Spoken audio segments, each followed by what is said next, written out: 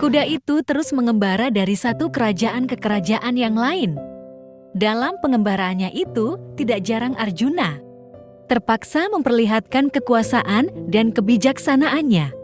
Pada suatu hari, ia pun memasuki wilayah kerajaan Manipura. Yang menjadi Raja Manipura pada waktu itu tidak lain dari putra Arjuna sendiri, yaitu Wabruwahana. Mengetahui Arjuna datang, ia segera menyambutnya dengan penuh kehormatan.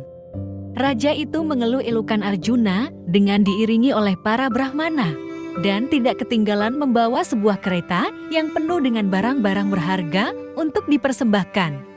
Melihat cara raja muda ini menyambut dirinya itu, Arjuna melotot marah dan berkata, "Hai Raja anakku, aku datang ke kerajaan ini selaku pengawal kuda kurban untuk menyempurnakan upacara yang diselenggarakan oleh Raja Yudhistira. Selaku seorang ksatria, Ananda mestinya menghadang dan bertempur dengan diriku. Perbuatan Ananda ini sangat memalukan dan tidak sesuai dengan sifat seorang ksatria. Hai engkau anak bodoh, ketahuilah bahwa engkau telah menghina martabat kepahlawanan para ksatria yang lain. Karena engkau tidak melakukan kewajiban selaku seorang ksatria. Aku ini datang bukan untuk minta disambut dengan segala kemegahan ini. Aku datang untuk bertempur dengan engkau. Aku tidak menyangka kalau engkau memiliki sifat perempuan seperti ini. Kamu picik. Apabila aku datang ke tempat ini tanpa memegang senjata di tanganku ini, bolehlah engkau menyambut diriku sebagaimana penyambutan yang kau lakukan sekarang ini." Ulupi istri Arjuna sang putri Raja Ular tidak tahan mendengar penghinaan Arjuna yang ditujukan kepada putranya sendiri itu. Ia menyelusup ke dalam tanah dan muncul kembali di tempat kejadian itu. Dia melihat anak tirinya berdiri membisu, kepalanya tunduk malu dan sedih. Sikap raja yang masih muda ini sangat dicela oleh Arjuna yang menghendaki agar anaknya itu mau bertempur menghadapi dirinya. Ulupi yang cantik itu lalu mengucapkan kata-kata berikut, kata-kata tentang kewajiban dan kebenaran ditujukan kepada putranya Wabruwahana. Wabruwahana yang sebenarnya sudah tidak asing lagi dengan perihal kebenaran dan kewajiban itu.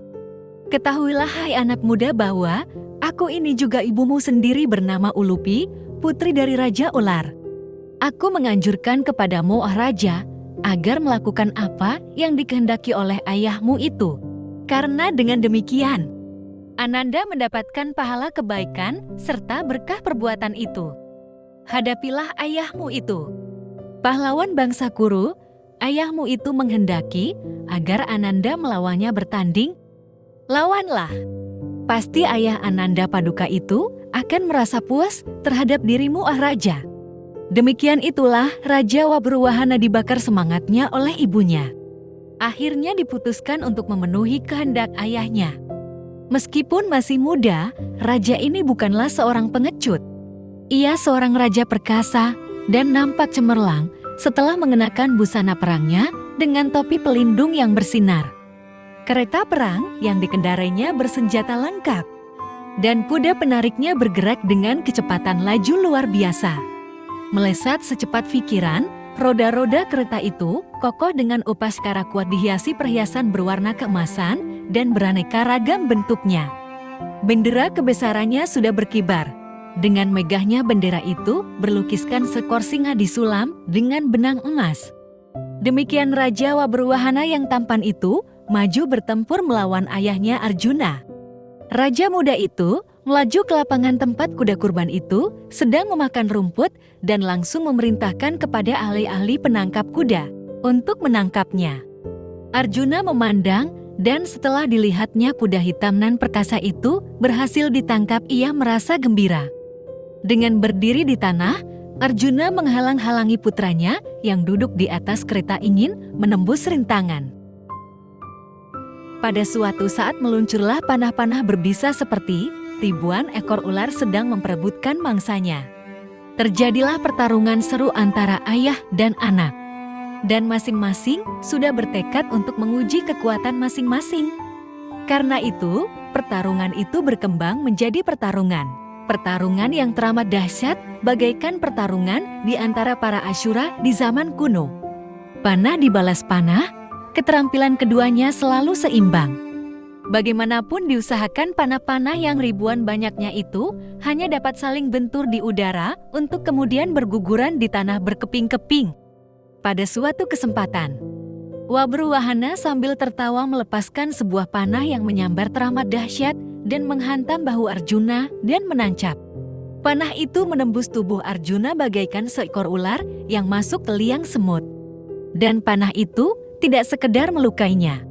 Racun yang dikandungnya meresap masuk ke dalam darah. Arjuna tersentak berdiri kaku, busur panahnya dipergunakan untuk menopang tubuhnya yang mulai terasa limbung. Tubuhnya gemetar dan nafas kehidupan seakan-akan telah meninggalkan dirinya.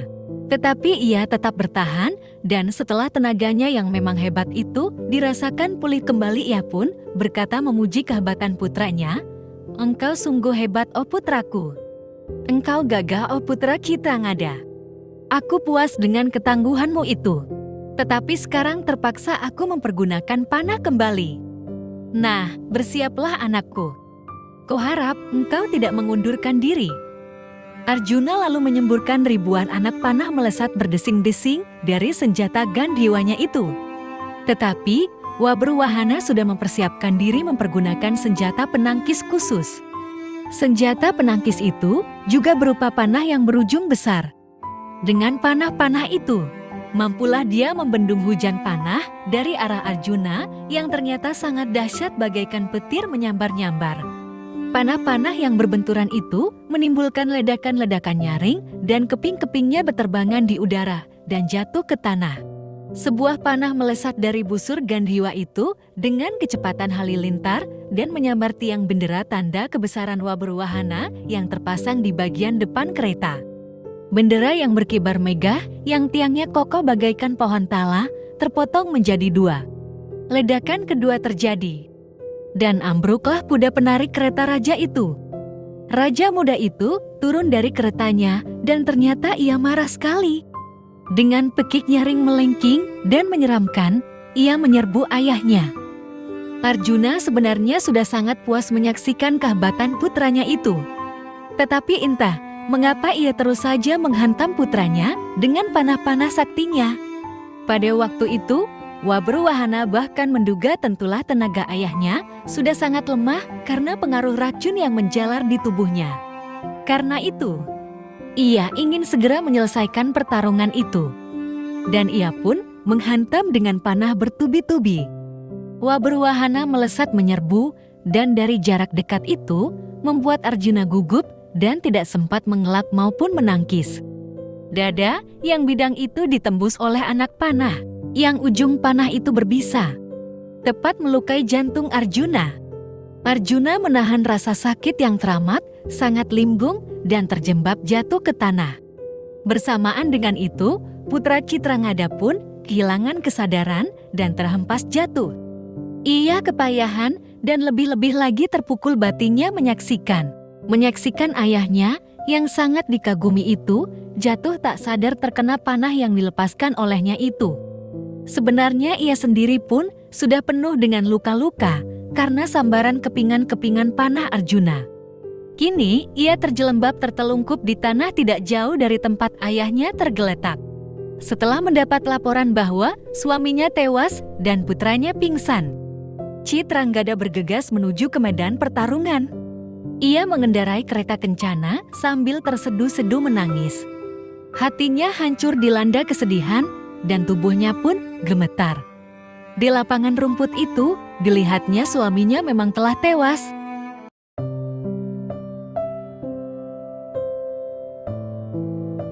Ibu Raja Manipura yang cantik bermata bintang cemerlang itu meratap menangis. Air matanya bagaikan banjir mengalir membasahi pipinya. Dan tiba-tiba ia pun jatuh pingsan. Tak lama, ia siuman kembali dan dilihatnya Ulupi sudah bersimpuh di sebelahnya. Kepada Ulupi putri Raja Ular, Citrangada meratap sebagai berikut. "Oh Ulupi, lihatlah. Suami kita tak terkalahkan oleh siapapun juga dan sekarang tewas di sini. Ini hanyalah karena engkau telah membakar semangat anakku yang masih terlampau muda untuk mempertimbangkan baik buruk perbuatannya. Ulupi, Engkau ternyata tidak mengenal belas kasihan, engkau tidak berbudi. Karena kejadian ini, aku sekarang mulai meragukan apakah engkau benar-benar mengabdi untuk kepentingan suamimu. Karena perbuatanmu lah, suamimu sekarang terbaring di sini tewas dalam pertarungan. Apakah engkau merasa terhina mendengar ucapan Arjuna tadi itu? Semestinya engkau dapat memaafkannya. Sekarang engkau hidupkanlah kembali pahlawan perkasa ini. Oh, engkau yang cantik. Sebenarnya engkau telah dikenal sebagai wanita pengasih dan penyayang, dan kesaktianmu sudah diakui di seluruh alam ini. Mengapa engkau tega bersikap tabah begini, sedangkan suami kita ini tewas karena perbuatan anak kita? Oh, engkau putri ular, aku sungguh tidak peduli apabila anakku ini tewas di tangan ayahnya sendiri. Tetapi suami kita ini, ia adalah pahlawan besar yang patut dihormati setinggi-tingginya, terutama oleh anakku. Setelah mengucapkan kata-kata itu kepada Ulupi, Citranggada lalu menubruk tubuh suaminya menangis dan meratap dan mengucapkan kata-kata berikut. Bangkitlah, oh junjunganku. Padukalah yang paling diandalkan oleh Raja Bangsa Kuru. Kuda kurban yang semestinya Paduka jaga sedang berada di sini telah hamba lepaskan kembali. Bangkitlah, oh junjunganku. Tunaikanlah tugas Paduka menjaga kuda yang dilepaskan oleh Maharaja Yudhistira. Paduka, lindungilah kuda itu dalam pengembaraannya. Mengapa Kakanda diam saja? Kehidupan hamba tergantung dari kehidupan Paduka, oh pahlawan utama bangsa Kuru. Betapa mungkin seorang yang biasanya memberikan nafas kehidupan kepada orang lain, sekarang kehilangan kehidupannya sendiri. Lihatlah, oh Ulupi, tubuh perkasa suamimu sekarang terbujur di sini. Dan engkau tidak menunjukkan kesedihan. Setelah engkau mendesakkan kehendak agar terjadi pertarungan, sekarang engkau tenang-tenang saja.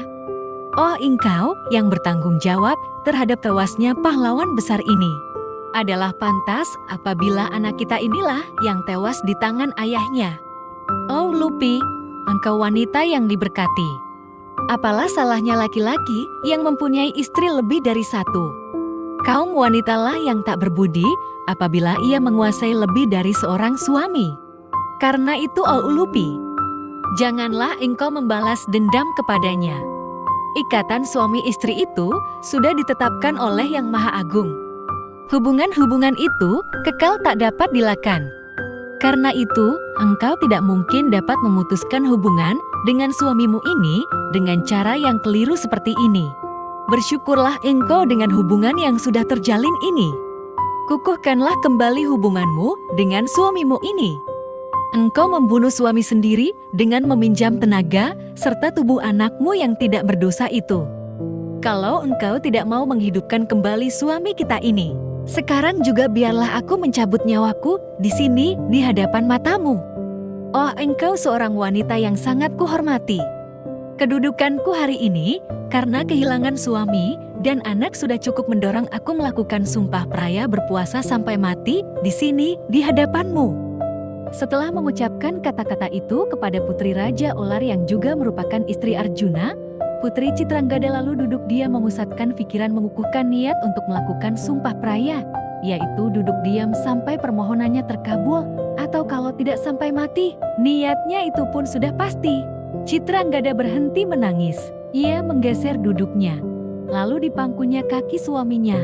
Sekarang ia duduk di sana membisu, pikirannya dipusatkan dan memohon ke hadapan Dewata agar suami dan anaknya dihidupkan kembali. Tak lama kemudian, Raja Wabruwahana bergerak-gerak dan siuman kembali.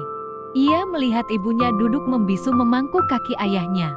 Dengan suara lemah ia berkata, "Tidak ada lagi hal yang lebih menyakitkan daripada melihat ibu hamba yang sudah biasa hidup di lingkungan istana dan mewah sekarang bersimpuh di sini bersama-sama suami di atas tanah kotor tak beralas. Duhai pahlawan perkasa yang tak terkalahkan, penguasa ilmu senjata yang tak ada bandingannya lagi di dunia ini telah tewas di tanganku hari ini. Hamba yakin hari ini bukanlah saatnya yang ditentukan itu. Sebelum ajal berpantang mati. Itulah keyakinan hamba, oh hati wanita yang seorang ini nampaknya sangat keras. Kenapa tidak pecah saja setelah melihat suaminya pahlawan perkasa itu terbaring tak bernyawa di atas tanah. Kematian tidak akan datang kalau saatnya belum tiba. Apabila saat itu telah tiba, tentulah hamba dan ibu hamba juga tergeletak di sini. Kami tidak sanggup menahan kesedihan dalam menyaksikan kemalangan ini. Betapa sayang, betapa tak bergunanya busana emas yang dikenakan oleh pahlawan besar ini yang sekarang tewas di tangan hamba sendiri anaknya ini. Duhai para Brahmana, lihatlah ayah hamba pahlawan besar itu terbujur di atas tanah, tidak bernapas dibunuh oleh anaknya sendiri. Jasa apakah yang sudah dilakukan oleh para Brahmana, pelindung pahlawan besar ini dalam menunaikan tugasnya? Biarlah sekarang para Brahmana menentukan hukum apa yang harus dikenakan kepada anak kejam penuh dosa semacam aku ini. Aku telah membunuh ayah sendiri dalam perkelahian. Setelah hamba membunuh ayah sendiri, patutlah hamba menerima hukuman yang paling keras. Semestinya hamba diusir dan mengembara ke seluruh dunia menutupi tubuh hamba dengan kulit tubuhnya. Perkenankan hamba membawa kedua belahan kepada ayah hamba itu, agar hamba yang hina dan jahat ini yang telah membunuh ayah sendiri dapat mengembara menjalani hukuman, menerima kutukan dewata, membawa serta kemana saja hamba pergi kedua belahan tengkorak ayahku. Lihatlah wahai ibunda putri Raja Ular, suami Paduka tewas di tangan hamba. Tentulah ibunda merasa puas sekarang setelah membunuh ayah hamba Arjuna. Hari ini pun hamba selaku anaknya akan menyusul menempuh jalan yang dilalui oleh ayah hamba itu. Wahai ibunda, hamba tidak mampu lagi untuk menenteramkan hati hamba. Bersenang-senanglah ibu sekarang. Bergembiralah ibu menyaksikan hamba dan pemilik Gandiwa ini dicengkram kematian hari ini. Hamba bersumpah demi kebenaran bahwa hamba akan melepaskan jiwa hamba hari ini. Setelah mengucapkan kata-kata itu, Wabruwahana lalu mengambil air dan dengan pikiran terpusat, ia menyentuh air itu dan berseru dengan suara sedih. Dengarkanlah wahai seluruh makhluk alam semesta. Dengarkan seruanku ini. Dengar jugalah seruan hamba ini wahai ibu. Hari ini hamba akan mengucapkan sumpah kebenaran. Wahai putri Raja Ular, apabila pahlawan utama Jaya Ayah junjungan hamba ini tidak bangkit, hamba akan membiarkan tubuh hamba membusuk di lapangan ini. Setelah hamba membunuh ayah sendiri, maka tidak ada jalan lagi yang dapat membebaskan hamba dari cengkraman dosa. Biarlah hamba menjadi penghuni alam neraka dengan jalan berperang dan menaklukkan kesatria perkasa. Orang telah berbuat dosa, namun menurut peraturan dharma orang itu menjadi suci kembali setelah mempersembahkan 100 ekor sapi. Tetapi dengan membunuh ayah sendiri, hamba telah berdosa sedemikian besar, sehingga tidak mungkin dapat disucikan kembali. Dananjaya putra Pandu ini seorang pahlawan besar yang gagah perkasa. Jiwanya bersih tak tercela, dan dia itulah yang telah menciptakan jiwaku ini. Bagaimana hamba dapat dibebaskan dari kutukan dosa setelah hamba membunuhnya? Setelah mengucapkan kata-kata itu, Wabruwahana menyentuh air dan selanjutnya duduk diam. Raja itu telah bersumpah akan duduk berpuasa sampai ajalnya tiba. Ketika itulah Ulupi memusatkan pikirannya mengenakan batu permata yang memiliki kekuatan dapat menghidupkan orang yang sudah mati. Permata itu merupakan permata keramat yang sangat dipuja-puja oleh bangsa ular yang akan muncul seketika apabila difikirkan. Putri Raja Ular itu mengeluarkan permata itu serta mengucapkan kata-kata yang sungguh sangat membesarkan hati. Katanya sebagai berikut, "Bangkitlah oh anakku, jangan bersedih lagi. Jisnu ini bukannya tewas karena terbunuh olehmu. Pahlawan ini tidak mungkin dapat dibunuh oleh manusia, demikian pula tidak mungkin oleh dewa-dewa di bawah pimpinan Wasawa sekalipun. Aku sendirilah yang telah menciptakan tipuan mata ini mengacaukan alat penginderaan kalian semua dengan maksud melindungi pahlawan besar ini sendiri. Oh Ananda pahlawan berdarah Kuru, ayahanda Paduka ini telah datang ke kerajaan ini dengan tujuan untuk menguji kekuatan putranya. Demikian itulah cita-cita beliau semenjak mula perjalanan ini dilakukan. Itulah sebabnya mengapa aku mendesak Ananda agar mau melayani kehendak ayahmu itu. Wahai Ananda yang berhati mulia, janganlah Ananda merasa berdosa. Ananda tidak bersalah sedikit pun dengan menerima tantangan ayahmu itu. Ayahanda Paduka ini sebenarnya seorang rishi berjiwa besar dengan kemampuan serta kesaktian yang luar biasa. Ia itu kekal dan tidak mungkin dapat dibunuh, bahkan sakra sedikit pun tidak mampu menundukkannya dalam pertempuran. Permata Dewata ini sudah ada di tanganku sekarang. Permata ini mampu menghidupkan bangsa ular kapan saja dan berapa kali pun ia mati. Oh Ananda, letakkanlah permata ini di atas dada ayahmu. Segera Ananda akan melihat keadaan yang sebenarnya bahwa ayah Paduka Ananda masih hidup. Dengan permata di tangan, Wabruwahana lalu mendekati ayahnya dan meletakkan batu permata itu di atas dada putra Pritanan perkasa itu. Dan tiba-tiba Arjuna telah hidup kembali. Setelah membuka matanya yang memancarkan sinar kemerah-merahan, ia duduk seperti bangun dari tidur yang nyenyak. Setelah melihat pahlawan besar yang bertenaga luar biasa itu siuman, Wabruwahana segera bersujud menyembah dengan takzimnya. Pada waktu pendekar sakti itu bangun kembali dengan tanda-tanda kehidupan yang sempurna, dewa penakluk Paka menghujankan bunga dari langit. Kentongan dari neraka berbunyi dengan sendirinya bergema bagaikan deru awan di angkasa. Sorak-sorai terdengar dari langit dan menyerukan, "Bagus, bagus." Dhananjaya bangkit dan memeluk Wabruwahana serta mencium kepalanya. Ia melihat ibunya duduk agak jauh dari tempat anaknya. Ibu dari raja muda itu terlihat olehnya seperti baru saja melepaskan kesedihan dan di sebelahnya duduk Ulupi. Dhananjaya Arjuna lalu bertanya, "Apa yang sedang terjadi? Mengapakah suasana lapangan ini nampaknya demikian menyedihkan? Jelaskanlah apa yang sebenarnya sudah terjadi di tempat ini. Mengapa ibumu itu datang ke tempat ini? Mengapa pula Ulupi putri Raja Ular itu berada di sini? Aku masih ingat bahwa Ananda tadi sedang bertempur dengan aku atas perintahku. Aku sungguh ingin tahu mengapa wanita-wanita ini berada di sini." Mendapat pertanyaan seperti itu, Raja Manipura yang cerdas itu menyembah dan menjawab, "Tanyakanlah oh ayahanda kepada Ulupi."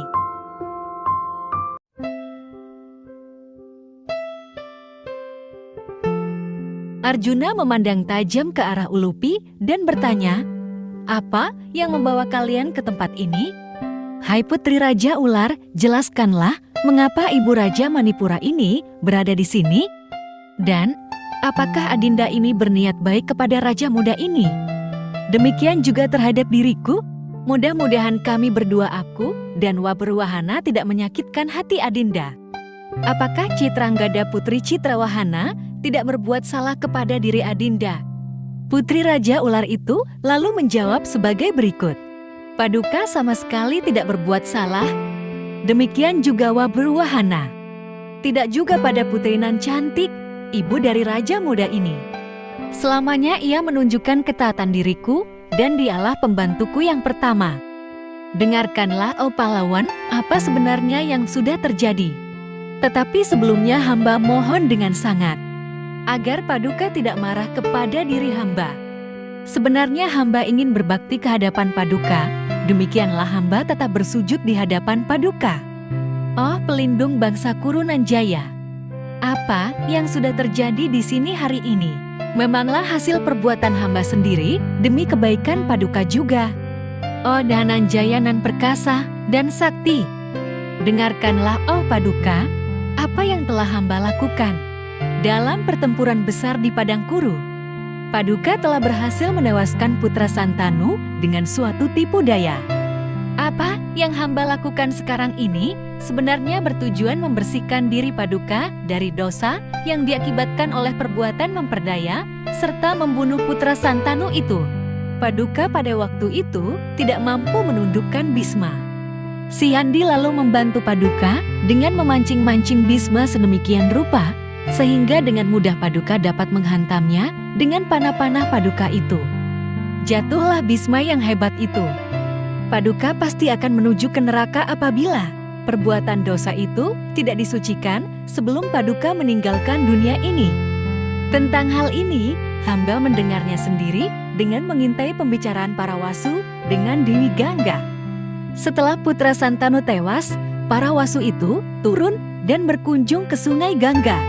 Setelah menyucikan diri di air sungai itu, Dewi itu muncul dan para wasu mengadukan bagaimana Bisma telah tewas di tangan Paduka. Begini katanya, putra Santanu Bisma sudah dibunuh oleh Arjuna. Sebenarnya, oh Dewi, Bisma itu sedang sibuk menghadapi orang lain, bahkan dia sedang menghentikan serangannya. Untuk kesalahan itu, maka hari ini kami para wasu berkehendak mengutuk Arjuna. Dengan singkat Dewi Gangga menjawab, semogalah demikian. Mendengar percakapan mereka itu, hamba menjadi sangat sedih dan dengan segera hamba menghadap ayah hamba di dunia bawah tanah. Ayah hamba pun sangat sedih mendengar berita seperti itu. Dengan segera ayah hamba melesat dan menghadap para wasu untuk memohonkan agar kutukan mereka terhadap diri Paduka dicabutnya. Tetapi mereka menjawab bahwa hal itu tidak mungkin lagi dapat dilakukan. Namun mereka menyatakan suatu cara penebusan sebagai berikut. Nananjaya itu mempunyai seorang putra. Putra itu diberkahi Dewata dan memiliki tenaga yang hebat. Sekarang anak muda itu menguasai kerajaan Manipura. Ia akan berhadapan dengan Arjuna serta mengalahkan Arjuna itu dalam pertempuran. Apabila hal itu terjadi, maka barulah ia akan dibebaskan dari dosanya itu, demikian juga ia akan terlepas dari kutukan kami. Setelah mendapatkan keterangan itu dari para wasu, ayah hamba kembali serta memberitahukan semuanya itu kepada hamba. Berdasarkan hal itu, maka hamba melancangkan diri berani mencampuri urusan pertandingan bersenjata antara Paduka dengan putra Paduka ini.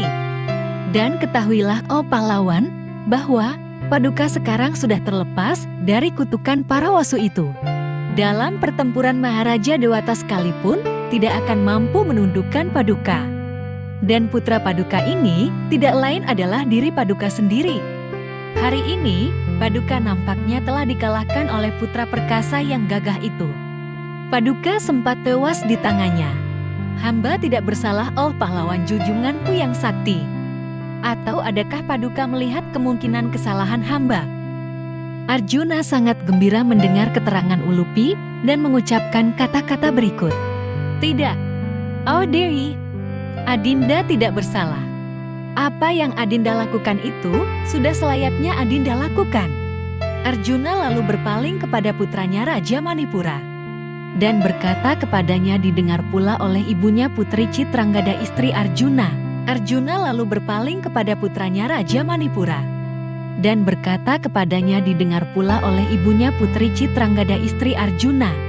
Arjuna berkata, puncak upacara kurban kuda yang diselenggarakan oleh Raja Yudhistira akan dilangsungkan pada hari purnama bulan Chaitra. Datanglah ke sana bersama-sama dengan ibumu dan para pembesar negeri ini. Dengan gembira Raja Manipura menjawab, oh junjunganku. Ayahanda Paduka memahami segala kewajiban. Atas perintah ayahanda pasti hamba datang. Apabila Paduka berkenan mohon hamba ditugaskan meladeni para Brahmana misalnya, membagi-bagikan makanan, hidangan kepada mereka.